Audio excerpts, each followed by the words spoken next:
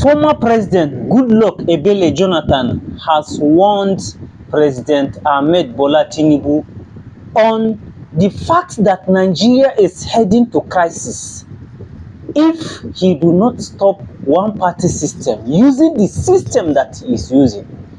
And for some of you that do not know the implication of one-party system, I'm going to explain it clearly here and use real-life example for you to know, right? I'm going to analyze it sequentially so that you understand the risk and the benefit involved. There's what we call risk-benefit analysis. You look at things that if I do this thing now, what are the benefits involved? And what are the risks that are coming with it? Then you will now make a choice based on your analysis. If the benefit outweighs the risk, then you move on. So I'm going to analyze everything here. Please, if this is the first time you are coming to my channel, kindly hit that subscribe button now. Then hit the thumbs up so that YouTube algorithm will push this video to many people so that they can see it. Also, help me hit the notification bell so that each time I drop video, you are going to be the first to be notified. So let's get started. Before we even go in, let's talk about country that has successfully practiced one-party system. Julius, what is the name? Is Julius? Is he Nyerere or something? Please, if you can pronounce it, type in the comment section. Let's see. Of Tanzania practiced one-party system during the early days to stabilize the country. So you see the keyword here, to stabilize the country. And why did he do that? He noticed that the country has a lot of tribes, a lot of ethnics, and two major religions, just like in Nigeria. So you see the comparison is just like in Nigeria. And that if they allow multiple political system, it is going to make some people to follow the path of religion and some people to follow the path of ethnics, which will now make the people divide along this line, and politicians will be using this strategy in order to rule people, in order to win election and to rule people. And if you look at this reason why Julius Nyerere used this strategy in Tanzania, you can see it's already playing out in Nigeria. So that is one point. Then the next thing is, so how is he now using the one-party system in his country? He is now using the one-party system by making sure that people come together under one umbrella in order to solve the problem of their country as at them. They should come under what? One umbrella in order to solve the problem of their. It's just like, let's unite and fight our enemy. The enemy may not be somebody, it may be the progress of the country, which is what they probably encountered during that time. Take a look at Burkina Faso now.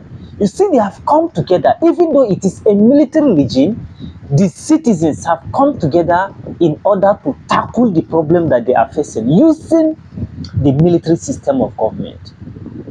So that is how Tanzania practices one-party system. But in Nigeria, what are we seeing?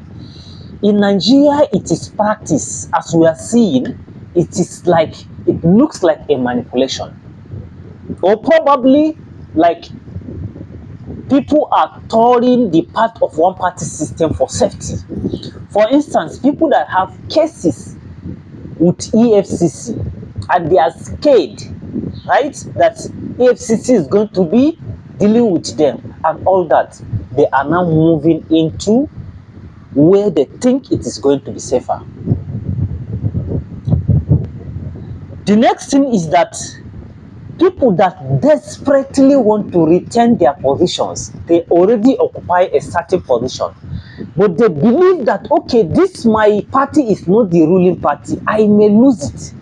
They are moving into the ruling party in order to either retain their position or to gain power.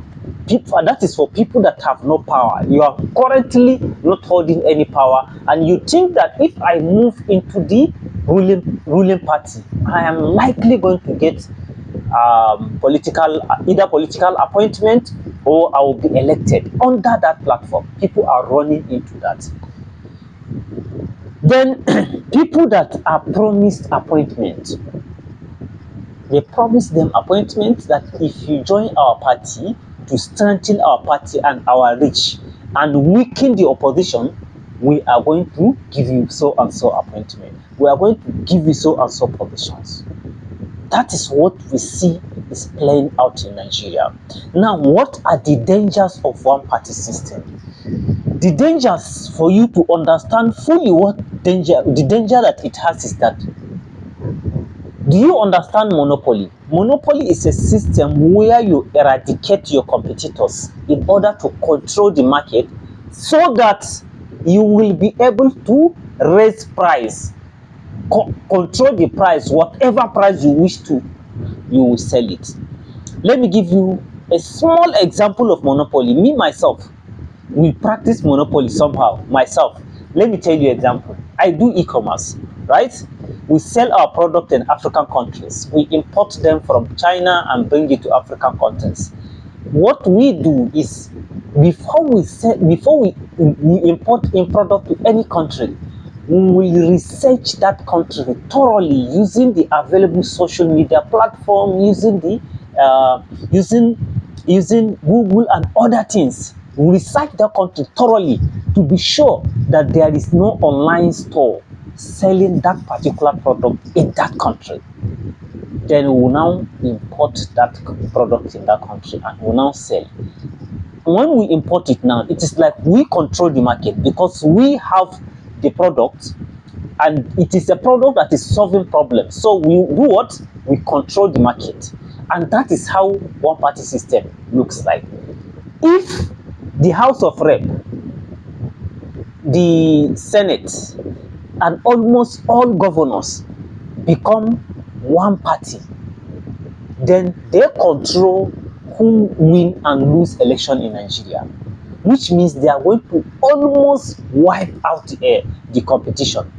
And just like I made example, if you wipe out the competitors in business, you are going to be able to control price. You will even raise price beyond the expectation. And that is what happened. In one party system, what is going to happen is that if K is not taken, even your vote may not count. Because do you remember the good old days of PDP? The good old days of PDP. Once PDP, you are contesting under the platform of PDP, you are almost going to win, even if the people do not really like you. They have their way, because of course they control almost everything, right? And if we are in one party system now, who is going to appoint the INEC chairman, the Inspector General of Police, the Chief of Army Staff, the everything? What do you think is going to happen? It's going to be the decision of who to win and who not to win is going to be made, not primarily based on credibility, most likely, because of course they control the market. So this is the danger of one party system that lies ahead, as we are seeing. We are moving towards it in Nigeria.